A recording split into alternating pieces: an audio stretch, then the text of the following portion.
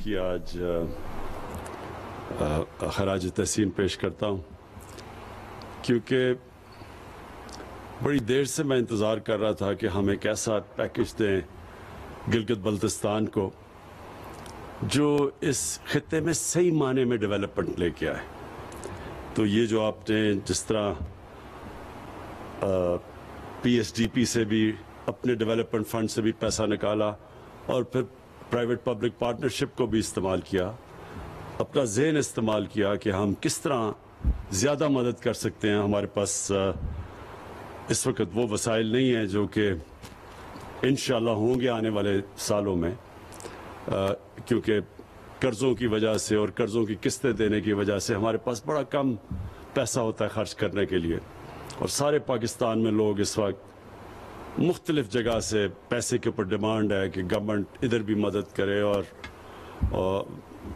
यानी हर जगह से डिमांड है। तो उसके बावजूद इस तरह का पैकेज लेके आना मेरे ख्याल में ये एक बहुत बड़ी पाकिस्तान के लिए भी और गिलगित बल्तिस्तान के लिए भी ये एक बहुत बड़ा आपने कारनामा अंजाम दिया है।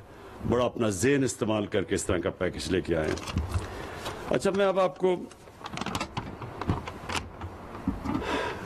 अपना रिश्ता आपको बताऊं कि गिलगित बल्तिस्तान से क्या रहा है। मैं जब 15 साल का था तो पहली दफ़ा मैं अपने स्कूल के साथ ये सारे इलाके में आया, गिलगित आया। और फिर उन दिनों में तो सड़कें ऐसी थी, मुझे जो सबसे अभी भी चीज़ याद है कि वो कभी मुझे ज़िंदगी में इतना खौफ नहीं आया जो वो छोटी सी जीप एक सड़क के ऊपर चल रही होती थी। अभी काराकोरम हाईवे नहीं बना था, बनना शुरू हुआ था, लेकिन जो सड़कें थी यानी कभी आपने, मैं तो दाद दूंगा वो जो ड्राइवर चलाते थे जीपों वाले उन सड़कों के ऊपर के वो सिर्फ वही चला सकते थे। कोई और कहीं से दुनिया में ड्राइवर आके इन सड़कों पे गाड़ी नहीं चला सकता था। और वो फिर ये भी था कि मुझे याद है हम जीप में जब जा रहे होते थे तो हर थोड़े 1, 2, 3 मीलों के बाद नीचे हजारों फुट नीचे एक टूटी हुई जीप गिरी हुई होती थी, यानी ऊपर से जीप नीचे गिरी होती थी। तो वो और खौफ आ जाता था कि फिर अल्लाह याद आ जाता था कि अल्लाह सही तरह वापस भी ले जाएं। तो और फिर मुझे ये भी याद है कि हम जब ट्रैक करते थे तो जब किसी गांव के पास आते थे, बल्कि हुंजा, तब हुंजा भी, करीमाबाद भी छोटा सा शहर था, तो मुझे याद है वहां लोग फल लेके बाहर खड़े होते थे, हमारा इस्तकबाल कर रहे होते थे, क्योंकि यहाँ कोई आता ही नहीं था। ये इलाका बिल्कुल कट ऑफ था दुनिया से। और ये जो आप कह रहे हैं ना कि हम मुख्तलिफ ज़बानें हैं, इन इलाकों में कल्चर मुख्तलिफ है, वो इसलिए हैं कि ये सारे इलाके एक दूसरे से कनेक्टेड ही नहीं थे, क्योंकि सड़कें इतनी मुश्किल थी। मुझे वहाँ वो ख़ास तौर पर जो स्कर्दू से जो गिलगित का रास्ता है, मुझे तब की बात याद है। वो लोग ये जब कहते थे कि जैसे जो भी उस स्कर्दू से गाड़ी में निकलता था गिलगित जाने के लिए, तो पहले उसकी सारा घर वाला आकर उसको खुदा हाफिज कहने आता था, क्योंकि उनको लगता था कि शायद वापस नहीं आएगा। ये वो सड़क थी गिलगित, अभी भी बड़ी ख़तरनाक है। अब हम पैसा खर्च कर रहे हैं इसको ठीक करने के लिए। लेकिन जब मैं ये इलाका देखा, उसके बाद मैं दुनिया में गया, बाहर पढ़ने भी गया, फिर मैंने दुनिया के बड़े बड़े जो खूबसूरत इलाके समझे जाते थे, स्विट्ज़रलैंड, ऑस्ट्रिया, इन सब इलाकों में मैं गया। तो जब भी मैं गया मुझे इस चीज़ का फ़ख्र होता था कि मेरे पाकिस्तान में एक ऐसा इलाका है जो दुनिया में कोई उस इलाका उसका मुकाबला नहीं कर सकता, वो मेरा गिलगित बल्तिस्तान है। और उसके बाद भी एक तो मैं क्रिकेट में मसरूफ़ हो गया, गर्मियों में बाहर क्रिकेट खेलता था। जैसे ही मैं बाहर क्रिकेट से फारुग हुआ तो पहली चीज़ मैंने की, फिर वापस आया इस इलाके में। और आप यकीन करें कि पाकिस्तान में जो अपने मेरे दोस्त थे लाहौर से, वो आना ही नहीं चाहते थे। उनको खौफ था कि पता नहीं वहाँ जाएंगे, वो अजीब सा, किसी ने कोई इस इलाके में आया ही नहीं था। तो मैं अपने बाहर से जो मेरे दोस्त थे وہ میرے دوست آیا کرتے تھے یہاں میرے ساتھ, اپنے میرے جو لاہور میں بڑی مشکلوں سے کسی ایک آدھ کو کھینچ کے لاتا تھا, باقی یہاں سے آتے نہیں تھے. تو باہر سے جب لوگ آئے, میں آپ کو یقین دلاتا ہوں کہ ایک ایک میرا جو بھی باہر سے میرے دوست یہاں جب آئے, سب نے ایک ہی چیز کہی کہ اس سے خوبصورت دنیا میں کوئی علاقہ نہیں ہے. تو تب سے میں نے یہ سوچا کہ اللہ نے کبھی مجھے موقع دیا تو جب میں اس علاقے کے لیے کچھ کروں گا, میں صرف اس علاقے کی مدد نہیں کروں گا, میں اپنے ملک کی مدد کروں گا. اور میں نے آج سے 30 سال پہلے ایک کتاب, ایک یعنی کافی ٹیبل بک جس کی تصویروں والی کتاب لکھی, انڈس جرنی اس کا میں نے نام رکھا. اور وہ جب میں نے یہ سارا علاقہ دوسائے, اوپر سکردو, سارے علاقے میں ساتھ فوٹوگرافر کو لے کے گیا تصویریں لیتے ہوئے, تو جب وہ کتاب باہر میں نے جب پبلش ہوئی انگلینڈ میں, تو سارے لوگ دنگ ہو گئے کہ یہ بھی ہے پاکستان. یعنی شہروں کا تو پتا تھا ان کو, لیکن پاکستان کے باقی علاقوں کو کسی کو باہر نہیں پتا تھا. اور کتاب میں نے لکھی اس لیے کہ باہر کے لوگوں کو پتا چلے کہ ہمارے ملک میں کتنی خوبصورت ہے. اور میں یہ بھی آپ کو بتا دوں کہ باہر کے لوگوں کی تو دور کی بات ہے, پاکستان کے لوگوں کو نہیں پتا کہ یہ ملک کتنا خوبصورت ہے. ہمارے اپنے لوگوں کو نہیں پتا. ہمارے حکمران ساری چھٹیوں کے اندر لندن جاتے ہیں, بچے ان کے لندن رہتے ہیں, ان کو کیا پتا پاکستان کا. ساری پراپرٹیز ان کی باہر ہیں, یہ تو پھرے ہی نہیں ہوئے پاکستان میں. اس لیے انہوں نے کبھی اس ایریا کا سوچا ہی نہیں. سوچا اس لیے نہیں کہ دیکھا ہی نہیں انہوں نے. زیادہ سے زیادہ ایک جہاز میں آ کے یہاں گلگت یا ادھر سے چلے گئے واپس. یہ جو باقی سارا علاقہ ہے کسی کو تو پتہ ہی نہیں اس کا. تو جب ہماری حکومت آئی تب سے ہمارا فیصلہ یہ تھا کہ ہم اس خطے کا جو پوٹینشل ہے اس کو اوپر لے کے آئیں. باقی ساری چیزیں ایک طرف, ہاں انڈسٹریل زون بھی ہونی چاہیے, لیکن انڈسٹریل زون بھی صرف ایک ایسی فوڈ پروسیسنگ انڈسٹری کی ہونی چاہیے. کیونکہ آپ کی جو قربانی ہے یہاں, یہ بھی میں آپ کو بتا دوں, دنیا میں میں نے کبھی اس طرح کی قربانی ٹیسٹ نہیں کی جو یہ اس علاقے میں ہے. سارے نگر ہنزا ایسی کتنی کہیں دنیا میں نہیں ایسی, لیکن وہ لاسٹ نہیں کرتی. آپ اس کو لے جا نہیں سکتے باہر, وہ بڑی جلدی خراب ہو جاتی ہے. تو جو فوڈ پروسیسنگ ہے اس کی بہت بڑی گنجائش ہے, تو اس طرح کی انڈسٹری تو لگ سکتی ہے. لیکن اصل آپ کا پوٹینشل ٹورزم کا. اور ابھی چیف منسٹر صاحب نے مجھے پریزنٹیشن دی سوئٹزرلینڈ کا اور گلگت بلتستان کا موازنہ کیا ہوا ہے. یہ دگنا علاقہ ہے سوئٹزرلینڈ سے, زمین میں یہ دگنا علاقہ ہے, یہ صرف جو گلگت بلتستان ہے. اس کے علاوہ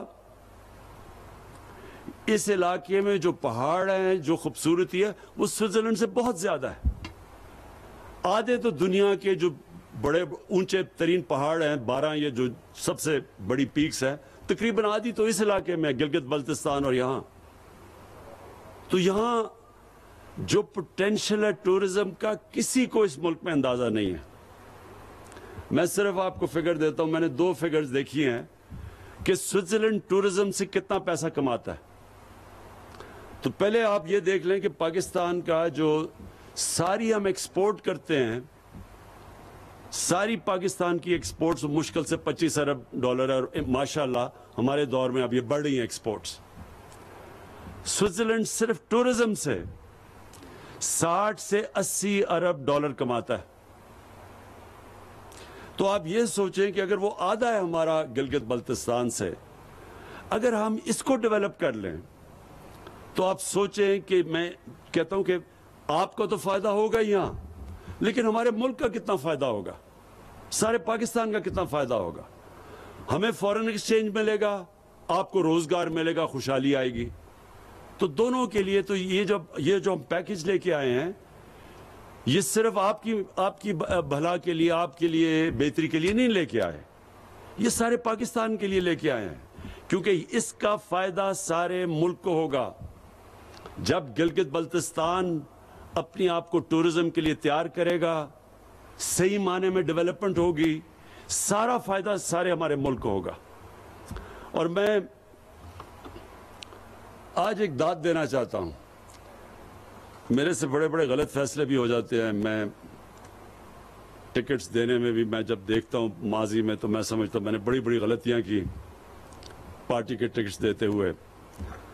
کئی جگہ میں اب سوچتا ہوں کہ اگر مجھے پہلے موقع ہوتا تو میں اس طرح نہیں اس کو وزیر بنا دیتا, اس کو نہ کرتا. یہ میں سوچتا رہتا ہوں سارا وقت. لیکن مجھے جو آج بڑی خوشی ہے کہ اس ایک فیصلہ جو کیا, جو میں اللہ کا شکر کرتا ہوں کہ میں نے صحیح فیصلہ کیا, وہ خالد کو آپ کا وزیر اعلیٰ بنانے کا.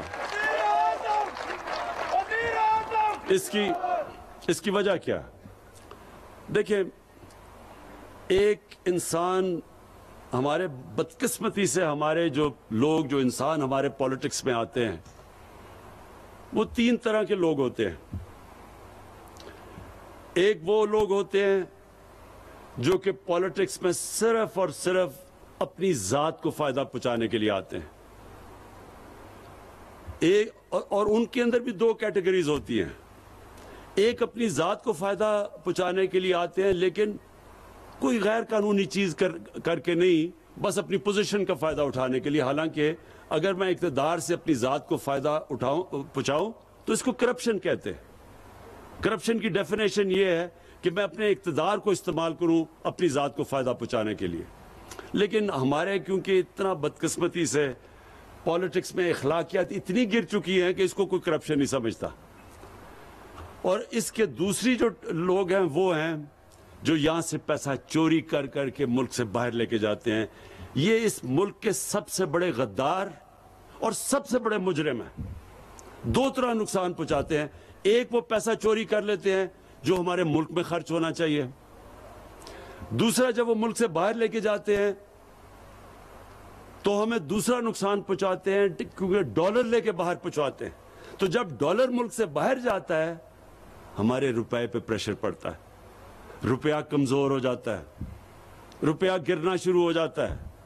اور جب روپیہ گرتا ہے تو ساری چیزیں مہنگی ہو جاتی ہیں, ملک میں غربت آ جاتی ہے. تو ایک تو یہ ہے کہ اور ساری دنیا میں اس طرح کے جو پولیٹکس میں آتے ہیں نا, اور نام لیتے ہیں عوام کا اور اقتدار میں آ کے اپنا پیٹ پالنا شروع کر دیتے ہیں, ان کو ساری دنیا میں برا بھلا سمجھا جاتا ہے, ایسے پولیٹیشنز کو. دوسری کیٹیگری, اور اس میں کافی لوگ فٹ ان ہو جاتے ہیں, اور وہ ایسے ہوتے ہیں کہ وہ اقتدار سے فائدہ بھی اٹھاتے ہیں لیکن وہ کچھ لوگوں کے لیے بھی کام کر دیتے ہیں. لیکن کام وہ کرتے ہیں جس سے ووٹس مل جائیں, لیکن زیادہ تر اس کیٹیگری میں لوگ آ جاتے ہیں. اور پھر ایک خاص کیٹیگری ہے, جب اس کیٹیگری میں زیادہ لوگ آ جائیں وہ ملک اوپر آ جاتا ہے. وہ ہے جدھر سیاست ایک عبادت بن جاتی ہے. وہ سب سے بڑے دنیا کے لیڈر ہمارے نبی صلی اللہ علیہ وسلم نے, انہوں نے ہمیں ایک راستہ دکھایا کہ انہوں نے ان کی جو ریاست تھی, جو ان کا اقتدار تھا, وہ صرف اور صرف عوام کی بہتری کے لیے تھا. اپنی ذات انہوں نے بالکل بیچ میں سے نکال دی. تو جو بھی جیسے پہلے تو بہت ہی غریب تھے, امہ مدینہ کی ریاست میں بڑا برا حال تھا, لیکن جیسے جیسے پیسہ آیا وہ سارا پیسہ انہوں نے لوگوں کے اوپر خرچ کیا, نچلے طبقے کو اوپر اٹھانے کے لیے خرچ کیا, کمزوروں کے لیے, معذوروں کے لیے, بیواؤں کے لیے, یتیموں کے لیے. دنیا کی تاریخ کی پہلی فلاحی ریاست بنا دی. اور اپنے لیے کوئی محل نہیں بنائے, اسی مسجد نبوی میں جس دن پہلے دن مدینہ آئے تھے اسی میں رہے, سادگی میں زندگی گزاری. آج تک ہم ان کے لیے جان دینے کے لیے تیار ہیں. آج تک ہم ان سے اتنی عشق کرتے ہیں, ہمارے دلوں میں وہ بستے ہیں. ساری زندگی آنے والی دنیا کے لیے انہوں نے بتا دیا کہ اصل میں اقتدار جب آپ کو ملتا ہے تو کتنی بڑی ذمہ داری ہے آپ کی. اور ہر آدمی, جس طرح جب حضرت عمر خلیفہ بنے تو انہوں نے کہا کہ اگر ایک کتا بھی میری ریاست میں بھوکا مرتا تو میں ذمہ دار ہوں. مطلب یہ کہ جو غربت ہے, جو لوگ تکلیف میں ہیں, یہ بہت بڑی ذمہ داری ہوتی ہے اقتدار میں آنے والے لیڈر کے لیے. تو مجھے جو چیز پسند آئی خالد کے اندر، میں نے اس کے اندر جنون دیکھا ہے کہ یہ سارا وقت سوچ رہا ہوتا ہے کہ کیسے اپنے علاقے کے لوگوں کی یہ مدد کرے، کیسے اپنے علاقے کو بہتر کرے. اس لیے ہم جب ہمارے پاس یہ پروپوزل لے کے آتا ہے تو ہم پھر پوری اس کی مدد کرتے ہیں، کیونکہ ہمیں پتہ ہے یہ اپنے لوگوں کا سوچ رہا ہے. ہم اس کو کیسے پیسہ دیں جو ہمیں پتہ ہے کہ اس نے آدھے کمیشنز کھا لینی ہے یا باہر پیسہ بھیج دینا ہے. تو جب ہمیں یہ پتہ چلے کہ ایک ایسا لیڈر ہے اور اس کی کابینہ ایسی ہے جو اپنے لوگوں کا سوچ رہی ہے، تو یقین کریں کہ یہ تو ہم نے شروعات ہی کی ہے نا 370 ارب کی. 5 سالوں میں جو 370 ارب اس علاقے میں کبھی اتنا پیسہ نہیں خرچ ہوا پہلے. لیکن یہ ہم آپ کے لیے آپ کی مزید اور مدد کرتے رہیں گے. جیسے جیسے آپ چاہیں گے ہم آپ کی اور مدد کریں گے. میں آج آپ کے سامنے پیشن گوئی کرتا ہوں. خالد، آپ صحیح طرح ٹورزم کو سنبھال لیں. اگر آپ نے یہ ٹورزم کو صحیح طرح سنبھال لیا، آپ یقین کریں کہ آپ سینٹر سے پیسہ نہیں لیں گے، ہم آپ سے پیسہ مانگا کریں گے کہ جی ہمیں بھی پیسہ دو تھوڑا سا. یہ آپ ادھر بیٹھے ہوئے ہیں، آپ کو پتہ ہی نہیں ہے کہ آپ اللہ نے آپ کو کس نعمت سے نوازا ہوا ہے. ہمیں بھی، پاکستانیوں کو بھی. لیکن آپ جس خطے میں بیٹھے ہوئے ہیں، دیکھیں یہ وہ علاقہ ہے جدھر سردیوں اور گرمیوں میں دونوں ٹورزم ہوگی. آہستہ آہستہ لوگوں کو سمجھ آ رہی ہے اسکیئنگ. ٹورزم میں جو سوئٹزرلینڈ پیسہ بناتا ہے وہ زیادہ پیسہ اسکیئنگ سے بنواتا ہے. ان کا پیسہ گرمیوں میں، جس طرح ہمارے لوگ تو گرمی سے بچنے کے لیے آتے ہیں، وہ اس کا کم پیسہ ادھر سے بنتا ہے. زیادہ پیسہ بنتا ہے جب وہ اسکیئنگ کے لیے جب لوگ آتے ہیں تو ان کے لیے جو وہ سروسز پرووائڈ کرتے ہیں، جو ہوٹلز بناتے ہیں، ادھر لوگ پیسہ خرچ کرتے ہیں. اس سے سب سے زیادہ فائدہ سوئٹزرلینڈ کو ہوتا ہے. تو آپ تو گلگت بلتستان میں ادھر بیٹھے ہوئے ہیں جدھر گرمیوں میں تو ویسے ہی سارے پاکستان نے یہاں پہنچ جانا ہے. وہ گرمی میں نیچے لوگ تو یعنی دعا کر رہے ہوتے ہیں کسی طرح یہ ٹھنڈے علاقوں میں آئے. تو پہلے تو آپ کو وہی فائدہ ہے. باہر سے ٹورزم آئے یا نہ آئے، پاکستان نے تو پہنچ ہی جانا ہے یہاں سے، جیسے جیسے آپ کی کنیکٹیوٹی بڑھتی رہے گی. اور یہ آپ نے بڑی اچھی بات کی کہ جب لاہور سے فلائٹ آئی اسکردو تو ہوٹلز میں جگہ ہی نہیں تھی. ویسے بھی اگر وہ نہ بھی لاہور سے فلائٹ ہے، ویسے آپ کے ہوٹلز میں جگہ نہیں تھی. جب میں 3-4 سال پہلے اپنے بیٹوں کو لے کے آیا تھا یہاں، تو تب بھی آپ کے سارے ہوٹل بھرے ہوئے تھے. سب سے بڑا پوٹینشیل یہ ہے جو ہم مدد آپ کی کریں گے. انشاءاللہ آپ کو جو قرضے دلوائیں گے، آپ نے اپنی یہ جو ٹورزم انڈسٹری کے لیے بڑی پلان طریقے سے کام کرنا ہے. بیکاز یہ بھی بات سن رہے ہیں کہ اگر آپ نے یہ صحیح طرح نہ کیا تو ٹورزم نہیں آئے گی. یعنی اگر آپ نے اپنے علاقے خراب کر دیے، صحیح آپ نے ٹاؤن پلاننگ نہ کی، گندگی پڑی ہوئی، آپ نے اگر اپنے یہ پہاڑ، اپنے جو درخت، جو جنگلات، ان کو نہ آپ نے ان کی دیکھ بھال نہ کی، اگر آپ نے جس کو ایکو ٹورزم کہتے ہیں کہ جو ٹورزم جو انوائرمنٹ کے ساتھ چلتی ہے، جس طرح اب سوئٹزرلینڈ کے اندر فرق کیا ہے، سارے ہی سوئٹزرلینڈ کے اندر قانون ایسے بنے ہوئے ہیں کہ ادھر یہ ہیں سکینگ سکلوپس، صرف سکینگ ہو سکتی ہے یہاں. یہ ہے جدھر صرف ان کی گائے چر سکتی ہے، اس کے باہر نہیں وہ جا سکتی. یہ ہے جو جنگل جن کو کوئی ہاتھ نہیں لگا سکتا. اس علاقے میں آپ کے گھر بنیں گے اور گھر بھی اس طرح کے بنیں گے. اور پھر سارا جو ان کی جو میونسپل لوکیلٹیز ہیں وہ پھر ایک ایک چیز دیکھتی ہے کہ کوئی گندگی تو نہیں ڈال رہا کوئی، کیونکہ وہ پھر مشترکہ سب کا فائدہ ہو جاتا ہے کہ اگر وہ ٹورزم کے لیے جگہ اچھی ہو تو ساروں کا فائدہ ہے. تو اس لیے پھر ساری کمیونٹی مل کے وہ جگہوں کو صاف رکھتی ہے. اور آپ کی خوش قسمتی یہ دوسری یہ ہے کہ یہاں کیونکہ یہ علاقے کٹ آف تھے، جو میں آپ کو بتا رہا ہوں کہ جب میں یہاں آیا تھا تو یہاں سے گلگت جانا اس طرح لگتا تھا کسی دوسرے ملک میں جانا. اسکردو تو بھول ہی جاؤ نا، گلگت سے اسکردو جانا. وہ تو دنوں پہ پہنچتے. تو یہ کٹ آف تھا سارا. اس کی وجہ سے جو یہاں کی آپ کی کمیونٹی سسٹم ہے, جس طرح لوگ آپس میں رہتے ہیں, یہ کہیں اور پاکستان میں اس طرح نہیں رہتے. جس طرح یہاں علاقوں کے اندر آپس میں ایک دوسرے کی مدد کرتے ہیں. یہاں یا میں اسکردو کے اندر تھا تو میں وہ گاؤں میں پھر رہا تھا, میں ان کے تھانے میں گیا, میں نے کہا مجھے بتاؤ یہ قتل کتنے ہوئے ہیں ابھی تک. انہوں نے کہا ساری تاریخ میں نہیں قتل ہوا اس تھانے میں. آپ سوچیں کہ اگر ہم پختونخوا جا کے کسی تھانے میں دیکھیں تو وہاں کیا فرق نظر آئے گا. انہوں نے کہا ساری تاریخ کے اندر اس تھانے میں قتل ہی نہیں ہوا کبھی. اور پھر کوئی سیکٹیرین وہ انہوں نے اس کے علاوہ کوئی وہ مسائل ہی نہیں. تو کمیونٹی مل کے اپنے مسئلے حل کرتی ہے. اس لیے آپ کے لیے بڑا آسان ہوگا بائی لاز کے اوپر عمل کروانا, صفائی رکھنا.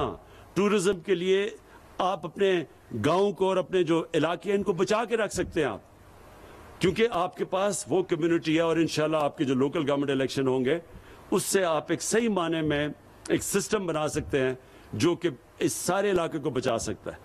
اور ہم یہ جو پروجیکٹس ہیں, میں صرف آپ کے لیے یہ اناؤنس ضرور کرنا چاہتا ہوں.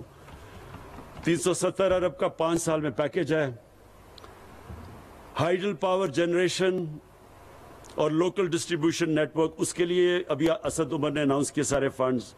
ٹورزم کے ساتھ کنیکٹیوٹی, جو کنیکٹیوٹی ہے وہ بڑا امپورٹنٹ ہے. اس میں جو ہم کوشش کر رہے ہیں اب آپ کے لیے آسان کرنے کے لیے, وہ جو بابو سر کی وہ جو ٹنل ہے جس سے سارا ایک اور مل جائے گا. یعنی اگر لینڈ سلائڈ بھی آتی ہے تو آپ کے پاس آلٹرنیٹو روٹ ہوگی. پھر یوتھ سکلز اور اسکالرشپس, یہ بڑا ضروری ہے اپنے نوجوانوں کے اوپر انویسٹ کرنا, ویلیو ایڈ کرنا. اور ہیلتھ, سارا جو آپ کا ہیلتھ سسٹم ہے اس کی سب سے زیادہ ضرورت ہے کہ اس کی اپ گریڈیشن کرنی. اور یہ جو ہیلتھ کارڈ انشاءاللہ آپ کے سارے شہریوں کے پاس جب آ جائے گا, یہ یاد رکھیں یہ ہیلتھ کارڈ ہیلتھ انشورنس نہیں ہے, یہ ایک ہیلتھ سسٹم ہے. اس کی وجہ سے پرائیویٹ سیکٹر کے لوگ آپ کے علاقے میں آ کے ہاسپٹلز بنائیں گے اب, کیونکہ ان کو پتا ہوگا کہ لوگوں کے پاس ہیلتھ انشورنس ہے اور اس کے ذریعے وہ اپنا علاج کروا سکتے ہیں. تو اس لیے یہ آپ کے لیے بہت بڑا ہیلتھ سسٹم کا اپ گریڈ ہے. پھر واٹر اور سینیٹیشن, جو اسکردو کی بات کی کہ وہاں خاص طور پہ سیوریج سسٹم کی بڑی ضرورت ہے, کیونکہ وہ اتنی آپ کے یہ گلگت اور وہ اسکردو اتنی تیزی سے پھیل گئے ہیں کہ وہاں سیوریج سسٹم کی ضرورت ہے, نہیں تو وہ سارا پانی جائے گا دریاؤں میں جو نیچے تک جاتا ہے. اور پھر اسمال اور میڈیم انڈسٹری, دیکھیں جب آپ انڈسٹریلائزیشن کی بات کرتے ہیں نا کہ سی پیک پہ انڈسٹریلائزیشن ہو, انڈسٹریلائزیشن بھی وہ بڑی یعنی وہ وسیع ایک چیز ہے انڈسٹریلائزیشن. اس کے اندر اسمال اور میڈیم انڈسٹری جو ہے وہ یہاں کامیاب ہوگی, جس کے اندر میں نے آپ کو کہا کہ یہ جو آپ کی فوڈ پروسیسنگ ہے اور اس طرح کی, تو انشاءاللہ وہ بھی اس پہ بھی پوری مدد کریں گے. اور پھر جو آپ کا انفراسٹرکچر ہے اس کی ایکسپینشن, آپ کے ایئرپورٹس کو بڑا کریں تاکہ بالکل ٹھیک آپ کہہ رہے ہیں یہاں ڈائریکٹ اب اسکردو میں انٹرنیشنل فلائٹس آیا کریں گی. کوشش کرتے ہیں, مجھے گلگت میں کافی مشکل لگ رہا ہے لیکن ہم کوشش کریں گے کیسے آپ کی مدد کر سکتے ہیں کہ یہاں بھی فلائٹس ڈائریکٹ آ سکے. ابھی تک تو صرف اسکردو جا سکتی ہیں. لیکن جو میں آخر میں بات کرنا چاہتا ہوں وہ یہ, دیکھیں میں جب بھی آیا, اور آپ کو 15 سال یا آج سے 55 سال پہلے میں یہاں آیا تھا, تو مجھے ایک چیز تب بھی یاد ہے کہ یہاں کے لوگوں کا ایک ان کے اندر ایک یہ تاثر تھا کہ ان سے ستیری ماں کی ٹریٹمنٹ کرتا ہے پاکستان. یعنی ایسے تھا کہ یہ اپنے دھیان ہی نہیں رکھ سکتے لوگ, تو وہاں سے کوئی آفیسر جب تک آفیسر نہیں آتا, اور وہ پھر ایک قسم کا وائس رائے بنا ہوا ہوتا تھا, سارے لوگ سمجھتے تھے کہ جو بھی یعنی وہ جو بھی کہتا تھا وہ کرنا پڑتا تھا لوگوں کو. یعنی لوگ امپاورڈ نہیں تھے, لوگوں کے پاس اختیارات نہیں تھے. یہ مجھے تب سے یاد ہے کہ یہاں ضرور لوگ یہ کہتے تھے کہ جی یہاں بڑا ظلم ہوتا ہے, ہمیں وہاں سے بتایا جاتا ہے کہ ہم کیسے اپنے معاملات پہ کیسے ان کو چلائیں. یہ جو, اور پھر جب سے اس کے بعد بھی میں 30 سال پہلے جب آنا شروع ہوا, پھر سے ہمیشہ مجھے یہ تھا کہ یہ ایک جو ہم اب تک جو سارا گلگت بلتستان کو سینٹر سے فیڈرل گورنمنٹ سے چلایا جا رہا ہے, یہ ایسے وہاں فیڈرل گورنمنٹ ایسے سمجھتی تھی کہ یہاں لوگوں کے اندر صلاحیت ہی نہیں اپنے آپ کو اپنے پیر پہ کھڑا ہونے کی، اپنے معاملے خود فیصلے کرنے کے لیے. اور اس سے بہت ہر قوم میں بڑا برا تاثر ہوتا ہے، جو لوگ بڑا برا فیل کرتے ہیں کہ وہ سمجھیں گے جی یہ ان میں صلاحیت ہی نہیں اپنے معاملات چلانے کے لیے. تو ہم نے یہ جو آپ قدم اٹھائے ہیں اور جو پروویژنل سٹیٹس دیا پروونشل، یہ آگے سارے سٹیپس یہ ہوں گے کہ سارے فیصلے آپ کریں، آپ کے اوپر سارے اختیارات آپ کے پاس جائیں. آپ بہتر جانتے ہیں کہ آپ اس علاقے میں کس طرح کی ڈیولپمنٹ چاہتے ہیں، کون سی چیز پہلے چاہتے ہیں. اسلام آباد میں بیٹھ کے کیسے فیصلے ہو سکتے ہیں اس علاقے کے؟ تو یہ جو آپ کو اب جا رہے ہیں پوری طرح اختیارات دینے کے لیے، وہ انشاءاللہ اس کی شروعات ہو چکی ہے. اور پھر سے میں کہوں گا کہ بڑی خوش قسمتی ہے اس علاقے کی کہ ایک ایسا چیف منسٹر ہے جو پوری طرح کمیٹڈ ہے، اور ہم سب سمجھتے ہیں کہ اس میں قابلیت ہے کہ یہ اب اپنا صوبہ چلا سکتا ہے. تو ہمیں کوئی ضرورت نہیں پڑی کہ ہم اسلام آباد سے اس کو ڈکٹیشن دیں کہ جی آپ یہ کریں وہ کریں، یہ اپنے فیصلے خود کریں. تو آخر میں صرف اب ایک چیز اور کہنا چاہتا ہوں. دیکھیں کہ ہم سب پاکستانی ہیں اور ہم سب کو ایک چیز سمجھنی چاہیے کہ ایک ملک کبھی بھی ایک عظیم ملک نہیں بن سکتا جس ملک کے اندر انصاف نہیں ہوتا، قانون کی بالادستی نہیں ہوتی. یہ بڑا ضروری آپ کو اس چیز کو سمجھنا. خوشحالی اس قوم میں آتی ہے جس میں طاقت ہوتی ہے انصاف کرنے کی. اور قانون کی بالادستی کا مطلب کیا ہوتا ہے؟ یہ بھی ہم سنتے رہتے، قانون کی بالادستی، آئین کی بالادستی. قانون کی بالادستی کا صرف ایک مطلب ہوتا ہے کہ طاقتور کو قانون کے نیچے لے کے آنا، کمزور اور طاقتور قانون کے سامنے ایک برابر ہونا. جب ہماری نبی صلی اللہ علیہ وسلم نے کہا تھا کہ اگر میری بیٹی بھی جرم کرے گی تو اس کو سزا دی جائے گی، وہ بھی قانون کے اوپر نہیں،